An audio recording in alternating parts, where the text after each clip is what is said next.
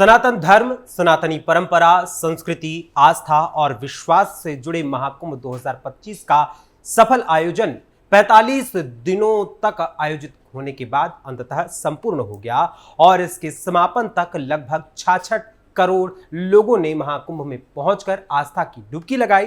तो वहीं कुछ लोगों को इस महाकुंभ के आरंभ से समापन तक सिर्फ कमियां ही कमियां नजर आई। मगर जिस महाकुंभ पर विपक्ष अलग अलग तरीके से हमला बोलता रहा, वही महाकुंभ सकुशल संपन्न हो चुका है और दिन प्रतिदिन आंकड़ा यहां पर आने वाले श्रद्धालुओं का बढ़ता रहा है, जिसको लेकर इस महाकुंभ को सफलतापूर्वक संपन्न कराने में जिन स्वच्छता कर्मियों, नाविकों, पुलिस कर्मियों और अन्य अधिकारियों ने अपनी अहम भूमिका निभाई, उन्हें सीएम योगी आदित्यनाथ ने प्रयागराज में सम्मानित कर उनकी तारीफ भी की और साथ ही एक बार पुनः महाकुंभ को बदनाम करने वालों को करारा जवाब भी दिया। तो वहीं सनातन धर्म के इस महा आयोजन ने दुनिया भर को न सिर्फ चकित किया है, बल्कि गिनीज वर्ल्ड रिकॉर्ड में भी इस महाकुंभ ने विशेष इतिहास रच दिया है। तो क्या है महाकुंभ के समापन पर सियासत से विरासत तक की पूरी कहानी, आपको बताएंगे विस्तार से हमारे आज की इस स्पेशल स्टोरी में। नमस्कार, कैपिटल टीवी उत्तर प्रदेश देख रहे हैं आप और मैं हूं आपके साथ अखिलेश पांडे। प्रयागराज की पावन धरा पर गंगा, यमुना और अदृश्य सरस्वती के संगम तट पर आयोजित किए गए 45 दिन के महाकुंभ 2025 का अब समापन हो चुका है और इसके साथ ही इस महाकुंभ ने खुद में एक बड़ा रिकॉर्ड भी दर्ज किया है। इस महाकुंभ में लगभग 66 करोड़ से अधिक सनातनियों ने आस्था की डुबकी लगाई और साथ ही ये आयोजन आस्था के महापर्व के साथ साथ आर्थिक लाभ के नजरिए से भी एक सफल आयोजन साबित हुआ। मगर इस पूरे आयोजन को सफल बनाने और सरकार की योजना के तहत काम करने वाले सफाई कर्मियों, नाविकों, पुलिस कर्मियों, स्वास्थ्य कर्मियों और इसके अतिरिक्त वहां पर विभिन्न अधिकारियों ने जो अपनी अग्रणी भूमिका निभाई, उनको खुद सीएम योगी आदित्यनाथ ने सम्मानित भी किया और साथ ही उनके साथ बैठकर भोजन भी ग्रहण किया।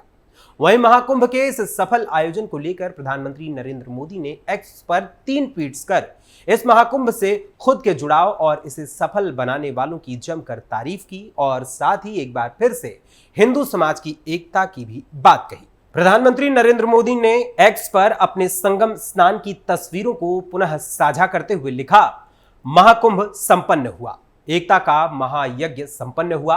प्रयागराज में एकता के महाकुंभ में पूरे 45 दिनों तक जिस प्रकार 140 करोड़ देशवासियों की आस्था एक साथ एक समय में इस एक पर्व से आकर जुड़ी, वो अभिभूत करता है। महाकुंभ के पूर्ण होने पर जो विचार मन में आए, उन्हें मैंने कलमबद्ध करने का प्रयास किया है। इसके साथ ही प्रधानमंत्री नरेंद्र मोदी ने अपने दूसरे और तीसरे ट्वीट में लिखा, समाज के हर वर्ग और हर क्षेत्र के लोग इस महाकुंभ में एक हो गए। ये एक भारत श्रेष्ठ भारत का चिरस्मरणीय दृश्य करोड़ों देशवासियों में आत्मविश्वास के साक्षात्कार का महापर्व बन गया।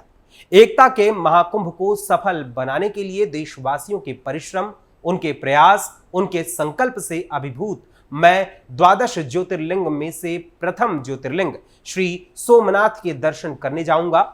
मैं श्रद्धा रूपी संकल्प पुष्प को समर्पित करते हुए हर भारतीय के लिए प्रार्थना करूंगा। मैं कामना करूंगा कि देशवासियों में एकता की ये अविरल धारा ऐसे ही बहती रहे।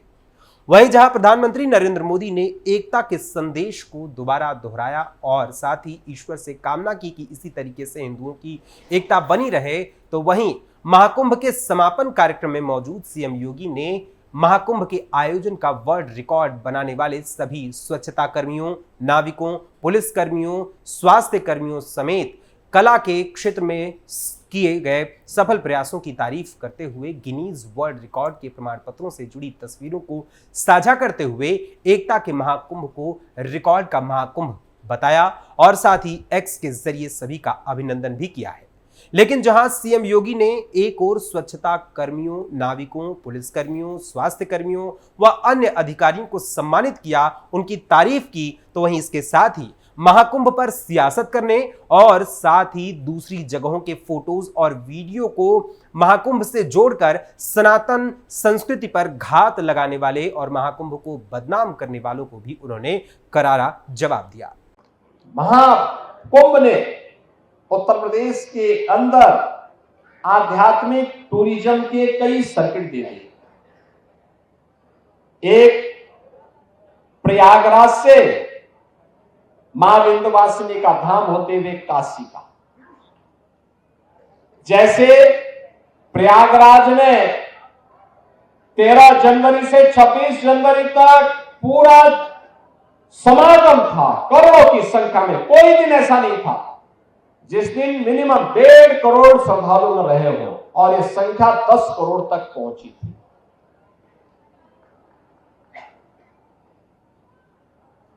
ऐसे ही मां विंध्यवासिनी धाम में इस दौरान प्रतिदिन 5 से लेकर के 7 लाख श्रद्धालु, और काशी बाबा विश्वनाथ के धाम में 10 से लेकर के 15 लाख श्रद्धालु प्रतिदिन जाता था।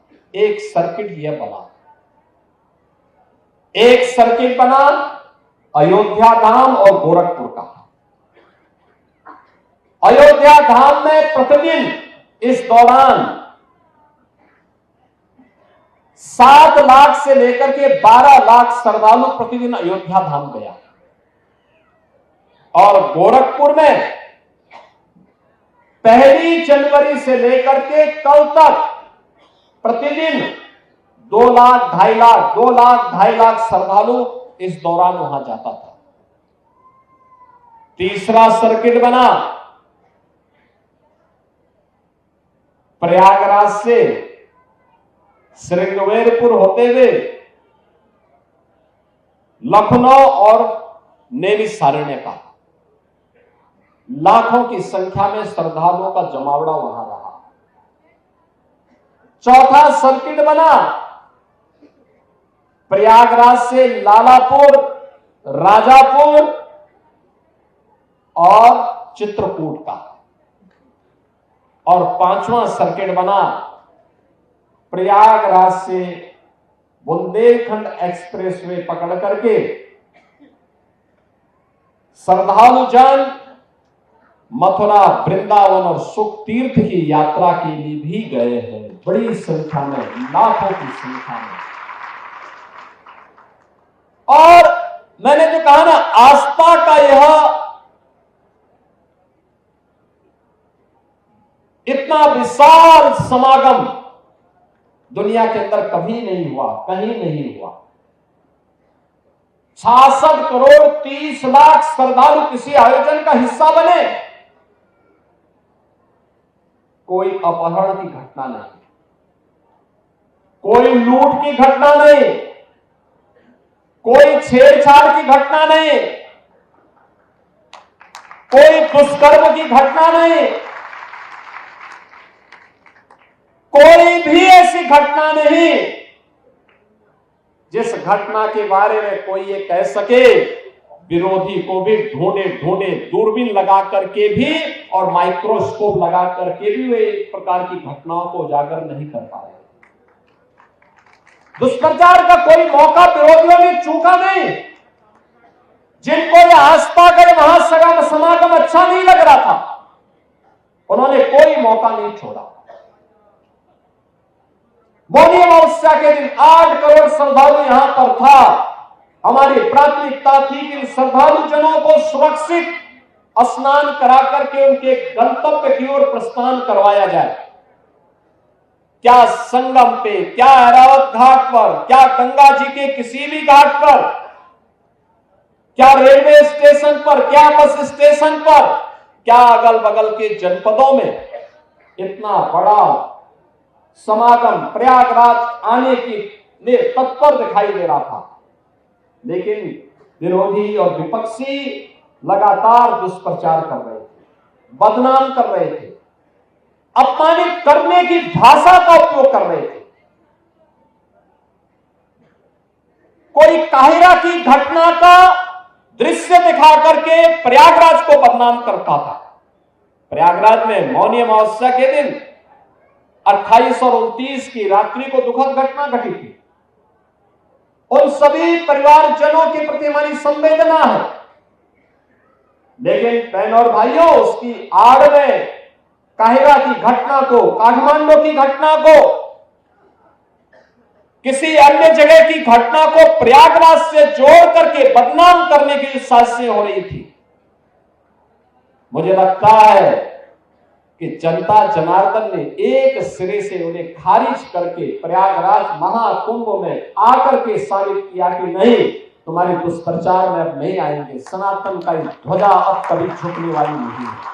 एक और जहां सीएम योगी ने महाकुंभ को बदनाम करने वालों पर एक बार फिर से हमला बोला, तो वहीं सपा प्रमुख अखिलेश यादव ने सोशल मीडिया प्लेटफॉर्म एक्स के जरिए पुनः महाकुंभ पर विष उगलने की कोशिश की है।